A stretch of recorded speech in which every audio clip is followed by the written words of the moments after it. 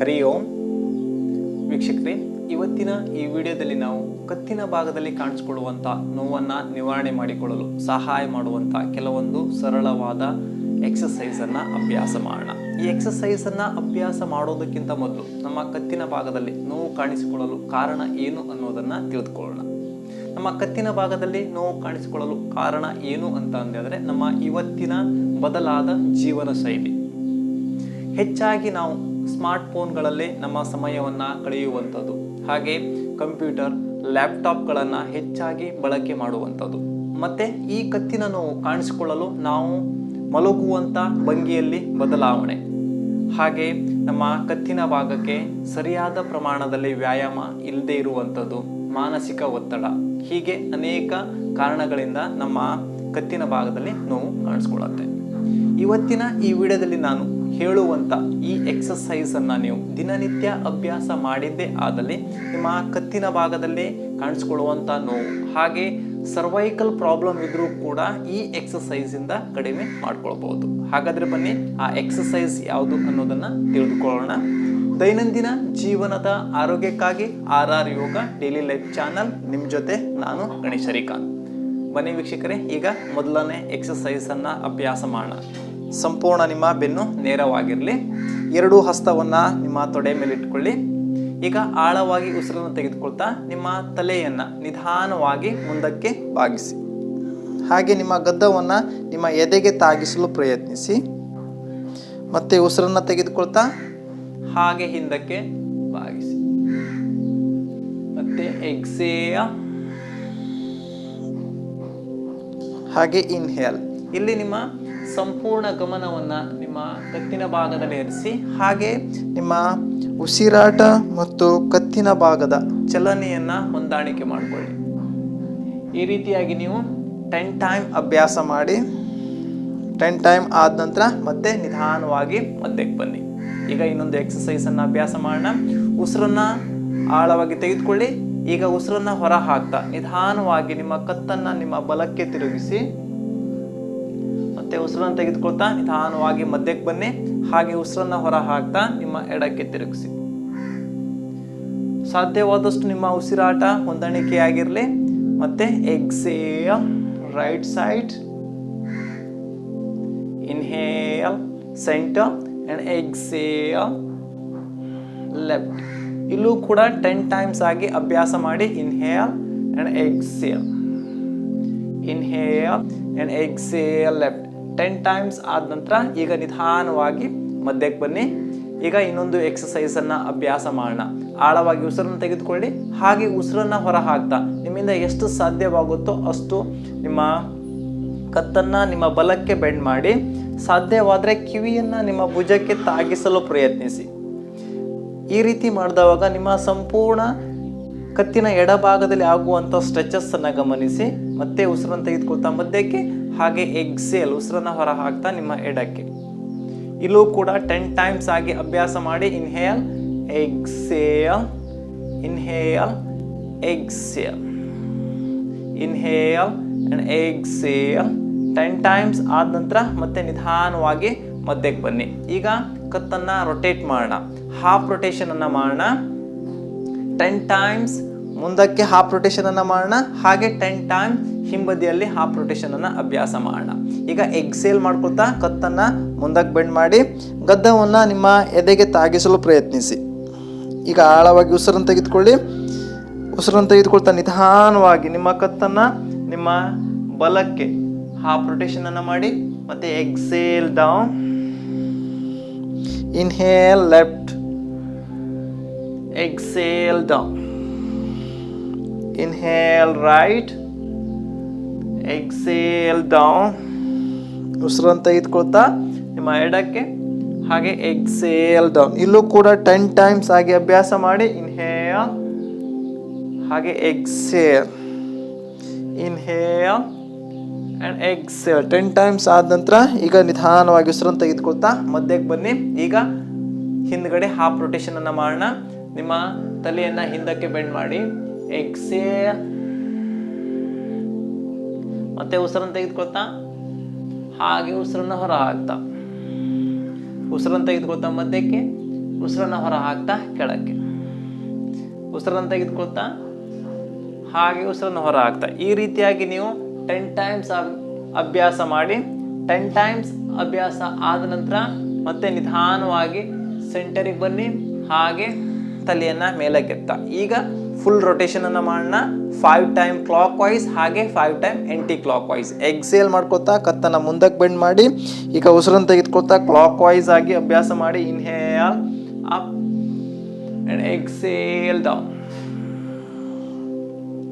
Inhale up and exhale down. Inhale up 5 times clockwise and exhale down. 5 times clockwise ಆದ ನಂತರ ಈಗ aunty clockwise ಉಸಿರನ್ನು ತೆಗೆದುಕೊಳ್ತಾ ನಿಧಾನವಾಗಿ ಮೇಲಕ್ಕೆ, ಹಾಗೆ ಉಸಿರನ್ನು ಹೊರ ಹಾಕ್ತಾ ಕೆಳಕ್ಕೆ, ಮತ್ತೆ ಉಸಿರನ್ನು ತೆಗೆದುಕೊಳ್ತಾ ಹಾಗೆ ಉಸಿರನ್ನು ಹೊರ ಹಾಕ್ತಾ. 5 ಟೈಮ್ ಕ್ಲಾಕ್ವೈಸ್ ಹಾಗೆ 5 time anti clockwise. Anti clockwise 5 times ಆದ ನಂತರ ಮತ್ತೆ ನಿಧಾನವಾಗಿ ಮಧ್ಯಕ್ಕೆ ಬನ್ನಿ, ಹಾಗೆ ಉಸಿರನ್ನು ತೆಗೆದುಕೊಳ್ತಾ ತಲೆಯನ್ನ ಮೇಲಕ್ಕೆತ್ತ ಸ್ವಲ್ಪ ಹೊತ್ತು ವಿಶ್ರಾಂತಿಯನ್ನ ತೆಗೆದುಕೊಳ್ಳಿ. ಈಗ ಇನ್ನೊಂದು ಎಕ್ಸಸೈಸ್ ಅನ್ನ ಅಭ್ಯಾಸ ಮಾಡೋಣ. ನಿಮ್ಮ ಬಲಗೈಯನ್ನ ಈ ರೀತಿಯಾಗಿ ಬಲಕ್ಕೆ ನೇರ ಮಾಡಿ, ಹಾಗೆ ಎಡ ಹಸ್ತವನ್ನ ನಿಮ್ಮ ಬಲ ಕಿವಿಯ ಮೇಲೆ ಇಟ್ಕೊಳ್ಳಿ. ಸಾಧ್ಯವಾದಷ್ಟು ಎಕ್ಸೇಲ್ ಮಾಡ್ತಾ ಉಸಿರನ್ನ ಹೊರ ಹಾಕ್ತಾ ನಿಮ್ಮ ಕತ್ತನ್ನ ನಿಮ್ಮ ಎಡಕ್ಕೆ ಪುಷ್ ಮಾಡ್ಕೊಳ್ಳಿ. ನಿಮ್ಮ ಬಲಗೈ ನೇರವಾಗಿರಲಿ. ಈ ಸ್ಥಿತಿಯಲ್ಲಿ ನೀವು ಸಹಜವಾಗಿ ಉಸಿರಾಟವನ್ನು ಮಾಡ್ತಾ 10 ಸೆಕೆಂಡ್ಸ್ ಹೋಲ್ಡ್ ಮಾಡಿ. 10 ಸೆಕೆಂಡ್ಸ್ ಹೋಲ್ಡ್ ಮಾಡಿದವಾಗ ನಿಮ್ಮ ಭುಜ ಹಾಗೂ ನಿಮ್ಮ ಕತ್ತಿನ ಭಾಗದಲ್ಲಿ ಆಗುವಂಥ ಸ್ಟ್ರೆಚಸ್ ಅನ್ನು ಗಮನಿಸಿ. ಸಹಜವಾದ ಉಸಿರಾಟ. 10 ಸೆಕೆಂಡ್ಸ್ ಹೋಲ್ಡ್ ಆದ ನಂತರ ಮತ್ತೆ ಇನ್ಹೇಲ್ ಮಾಡ್ತಾ ನಿಧಾನವಾಗಿ ಮಧ್ಯಕ್ಕೆ ಬನ್ನಿ, ಹಾಗೆ ಕೈಯನ್ನ ರಿಲೀಸ್ ಮಾಡ್ಕೊಳ್ಳಿ. ಈಗ ಎಡಕ್ಕೆ ಅಭ್ಯಾಸ ಮಾಡೋಣ. ಎಡಗೈಯನ್ನ ಎಡಬದಿಗೆ ನೇರ ಮಾಡ್ತಾ ಹಾಗೆ ಬಲಹಸ್ತವನ್ನ ಎಡ ಕಿವಿಯ ಮೇಲೆ ಇಟ್ಕೊಳ್ಳಿ. ಸಾಧ್ಯವಾದಷ್ಟು ಉಸಿರನ್ನ ಹೊರ ಹಾಕ್ತಾ ಹಾಗೆ ನಿಮ್ಮ ತಲೆಯನ್ನ ನಿಮ್ಮ ಬಲಕ್ಕೆ ಪುಷ್ ಮಾಡ್ಕೊಳ್ಳಿ. ಈಗ ನಿಮ್ಮ ಕತ್ತಿನ ಎಡಭಾಗ ಮತ್ತು ಭುಜದಗಳಲ್ಲಿ ಆಗುವಂಥ ಸ್ಟ್ರೆಚಸ್ ಅನ್ನ ಗಮನಿಸಿ. ಹೋಲ್ಡ್ ಮಾಡಿ. ಸಹಜವಾದ ಉಸಿರಾಟ. 10 ಸೆಕೆಂಡ್ಸ್ ಹೋಲ್ಡ್ ಮಾಡಿ.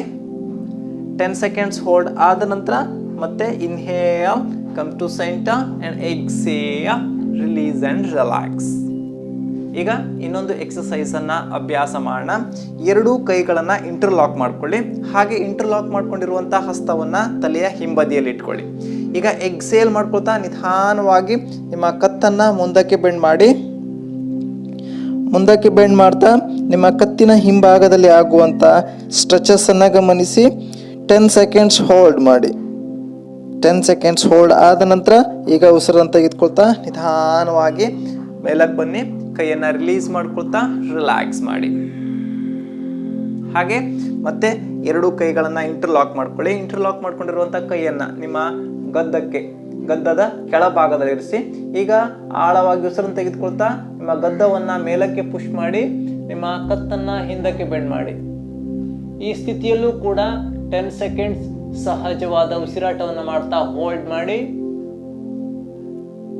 10 ಸೆಕೆಂಡ್ಸ್ ಹೋಲ್ಡ್ ಆದ ನಂತರ ಮತ್ತೆ ನಿಧಾನವಾಗಿ ಕತ್ತನ್ನ ಮಧ್ಯಕ್ಕೆ ತೆಗೆದುಕೊಂಡು ಬಂದು ಕೈಯನ್ನ ರಿಲೀಸ್ ಮಾಡ್ಕೊಳ್ತಾ ರಿಲ್ಯಾಕ್ಸ್ ಮಾಡಿ. ಈಗ ಮುಂದಿನ ಎಕ್ಸಸೈಸ್ ಅನ್ನ ಅಭ್ಯಾಸ ಮಾಡೋಣ. ನಿಮ್ಮ ಬಲ ಹಸ್ತವನ್ನ ಬಲ ಕಿವಿ ಮೇಲೆ ಇಟ್ಕೊಳ್ಳಿ. ಈಗ ನಿಮ್ಮ ಕೈಯಿಂದ ನಿಮ್ಮ ತಲೆಯನ್ನ ಎಡಕ್ಕೆ ಪುಷ್ ಮಾಡಲು ಟ್ರೈ ಮಾಡಿ. ಅದೇ ರೀತಿಯಾಗಿ ನಿಮ್ಮ ತಲೆಯಿಂದ ನಿಮ್ಮ ಕೈಯನ್ನ ನಿಮ್ಮ ಬಲಕ್ಕೆ ನಿಮ್ಮಿಂದ ಎಷ್ಟು ಸಾಧ್ಯವಾಗುತ್ತೋ ಅಷ್ಟು ಪ್ರೆಷರ್ ಅನ್ನು ಹಾಕೊಳ್ತಾ ಪುಷ್ ಮಾಡಿ. ಈ ಸ್ಥಿತಿಯಲ್ಲೂ ಕೂಡ ಸಹಜವಾಗಿ ಉಸಿರಾಟವನ್ನು ಮಾಡ್ತಾ 10 ಸೆಕೆಂಡ್ಸ್ ಹೋಲ್ಡ್ ಮಾಡಿ. 10 ಸೆಕೆಂಡ್ಸ್ ಹೋಲ್ಡ್ ಆದ ನಂತರ ಮತ್ತೆ ರಿಲ್ಯಾಕ್ಸ್ ಮಾಡಿ. ಈಗ ಇನ್ನೊಂದು ಬದಿಗೆ ಅಭ್ಯಾಸ ಮಾಡೋಣ. ಎಡ ಹಸ್ತವನ್ನ ನಿಮ್ಮ ಎಡ ಕಿವಿ ಮೇಲೆ ಇಟ್ಕೊಳ್ತಾ ನಿಮ್ಮ ಎಡಗೈಯಿಂದ ನಿಮ್ಮ ತಲೆಯನ್ನ ನಿಮ್ಮ ಬಲಕ್ಕೆ ಪುಷ್ ಮಾಡ್ಕೊಳ್ಳಿ. ಹಾಗೆ ತಲೆಯಿಂದ ಕೈಯನ್ನ ಎಡಕ್ಕೆ ಪುಷ್ ಮಾಡಲು ಟ್ರೈ ಮಾಡಿ. ಸಹಜವಾದ ಉಸಿರಾಟ. 10 ಸೆಕೆಂಡ್ಸ್ ಹೋಲ್ಡ್ ಮಾಡಿ.